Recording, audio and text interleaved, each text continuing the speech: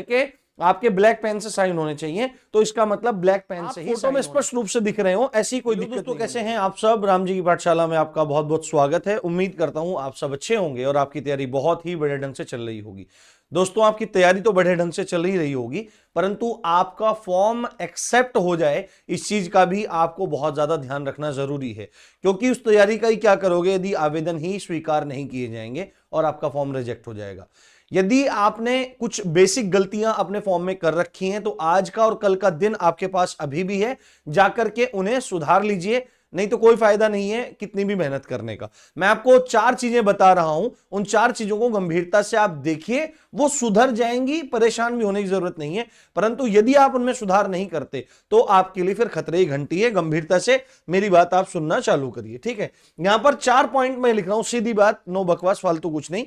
जो भी आपका सिग्नेचर है, ठीक है, क्या लिखा है आपका, जो आपका सिग्नेचर है, आपके नोटिफिकेशन में क्लियरली लिखा हुआ था कि भाई ब्लू वगैरह से कहीं से नहीं होना चाहिए, सीधे आप उसको ब्लैक पेन से करें। किससे? आप ब्लैक पेन से सिग्नेचर करें। क्या लिखा हुआ है? ब्लैक पेन से सिग्नेचर करें। आप में से बहुत सारे लोगों के कमेंट मेरे पास ये आ रहे थे कि सर हमने ब्लू पेन से कर दिया, सर हमने ब्लू पेन से कर दिया। तो भाई देखो, नोटिफिकेशन जो दिया जाता है वो इसीलिए दिया जाता है कि आप उसको पढ़ ले में, और पढ़ने के बाद आप सही तरीके से अपने आवेदन को हमारे पास भेजें। जब वहां पर स्पष्ट रूप से लिखा हुआ है कि आपके ब्लैक पेन से साइन होने चाहिए, तो इसका मतलब ब्लैक पेन से ही साइन होने चाहिए। आप में से काफी सारे लोगों को यह बात बताई जा रही होगी या पता होगी कि नहीं भाई आप ब्लू से भी सेलेक्ट हो जाएगा। भाई जरा सा भी चांस मत लो, ठीक है। सीधे क्या काम करो, सीधे जाओ और ब्लैक पेन से साइन करो और उसको अपलोड करवाओ, ब्लू से कुछ नहीं।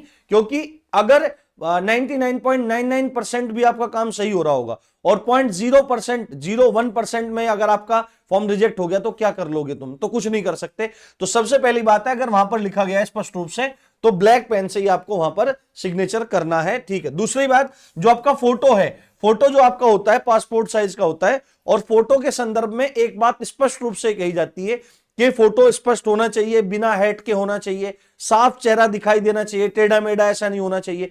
तो आपका एक बढ़िया पासपोर्ट साइज फोटो होना चाहिए जिसमें आप स्पष्ट रूप से दिख रहे हो, ठीक है। बैकग्राउंड सबसे बढ़िया रहता है, व्हाइट बैकग्राउंड में खिंचवाना चाहिए फोटो, ठीक है। तो आपका व्हाइट बैकग्राउंड का फोटो होना चाहिए, या कोई लाइट कलर फोटो ऐसा होना चाहिए जो सफेद से मिलता जुलता लगभग हो, जिससे कोई दिक्कत आपके दिखने में, आप फोटो में स्पष्ट रूप से दिख रहे हो, ऐसी कोई दिक्कत नहीं होनी चाहिए। यदि आपने डिफरेंट कोई मतलब डार्क कलर यूज कर दिए, काला यूज कर दिया, ऐसा जिसमें आपकी छवि स्पष्ट नहीं है, तो वो नोटिफिकेशन में साफ मना करी गई है। फटाफट जाओ और फोटो खिंचवा लो, क्योंकि ये 2 गलतियां आपके फॉर्म को डायरेक्ट रिजेक्ट कर सकती हैं, और फोटो वाला तो मामला डायरेक्ट रिजेक्ट कर सकता है। इस बात को ध्यान रखना आप, बात ठीक है, बात क्लियर हुई? ओके। अब तीसरी बात है डॉक्यूमेंट्स की। तो भाई डॉक्यूमेंट्स अपलोड के बारे में एक सबसे पहले तो भ्रम आपका मैं तोड़ दूं, डिजी लॉकर वाली बात आई थी। तो डिजी लॉकर वाला सिस्टम यह है कि आपने यदि डिजी लॉकर के माध्यम से सारे डॉक्यूमेंट अपलोड कर दिए तो बहुत बढ़िया, कोई दिक्कत वाली बात नहीं।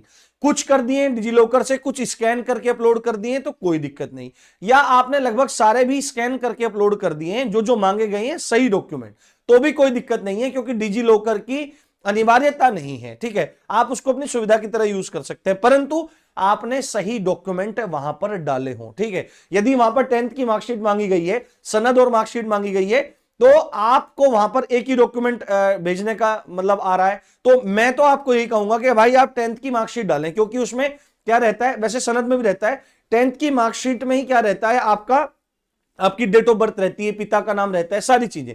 तो आप वही नंबर डालें, उनके नंबर जो डाले हुए हैं, जो आपके अनुक्रमांक डाले गए हैं, रोल नंबर वगैरह, उनको बहुत तरीके से फिल करें, क्योंकि आप डालेंगे कुछ निकलेगा कुछ, तो वहां पर फिर दिक्कत हो सकती है आपके लिए। तो जितने भी आप डॉक्यूमेंट अपलोड कर रहे हैं, हाँ अच्छा कोई बोल रहा था मैंने फोटोकॉपी अपलोड कर दी, तो देखो इसमें थोड़ा सा संशय की बात हो जाती है। हालांकि हो सकता है आपकी वो सेलेक्ट हो जाए, उसमें आपका फॉर्म सेलेक्ट हो जाए, परंतु आपको चांस क्यों ही लेना? यदि आपके पास ओरिजिनल है, और होनी चाहिए, तो आप ओरिजिनल से ही मतलब फॉर्म अप्लाई करो, ओरिजिनल को ही आप स्कैन करो और डिजी लॉकर के माध्यम से आप उसको भेजो। लड़कियों के लिए एक बात स्पष्ट है, लड़कियां जिनकी शादी हो चुकी है उनको अपने पिता पक्ष के ही डॉक्यूमेंट वहां पर देने हैं, ये बात समझ लीजिए। अभी फॉर्म तो रिजेक्ट नहीं होगा, पर आगे चलकर डीवी में थोड़ी प्रॉब्लम हो सकती है उनके लिए। तो यदि अभी भी संभव है तो जाकर के महिलाएं भी क्या काम कर लें, जिन लड़कियों की शादी हो चुकी है, वो नोटिफिकेशन को जाके देख लें, उसमें लिखा हुआ है कि पति पक्ष से न भर करके पिता पक्ष से अपने डॉक्यूमेंट्स को भरना है, क्योंकि रिजर्वेशन का लाभ पिता पक्ष से ही मिलता है, अलग से नहीं मिलेगा।